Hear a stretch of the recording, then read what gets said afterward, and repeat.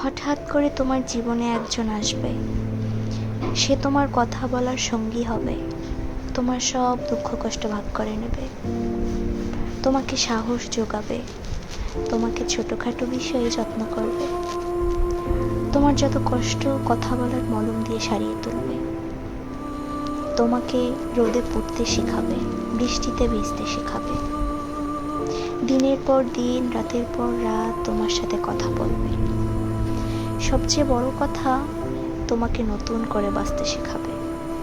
তখন তোমার মনে হবে, হ্যাঁ, এরকমই একজনকে আমি চেয়েছিলাম, অনেক বছর অপেক্ষার পর আমি তাকে পেয়েছি, আমার পাশে আছে একজন।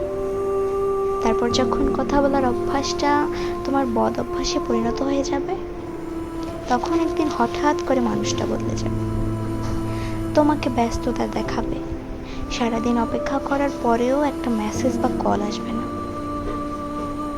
তুমি বারবার ফোন চেক করবে, কিন্তু তোমার অপেক্ষাই থেকে যাবে।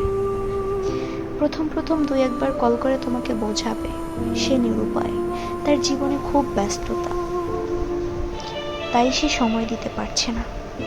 এরপর আস্তে আস্তে সব যোগাযোগ বন্ধ হয়ে যাবে, তুমিও বুঝতে পারবে সেই আর তোমাকে সময় দিতে পারবে না, তাই তুমিও মেসেজ বা কল করে বিরক্ত করা বন্ধ করে দিবে।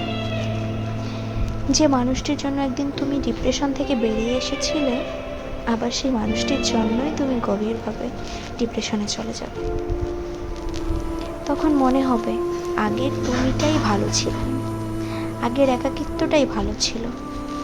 জীবনে একা থাকা খুব সহজ, কিন্তু জীবনে কেউ এসে চলে যাওয়ার যে একাকিত্ব, সেটা বড়ই কষ্টদায়ক।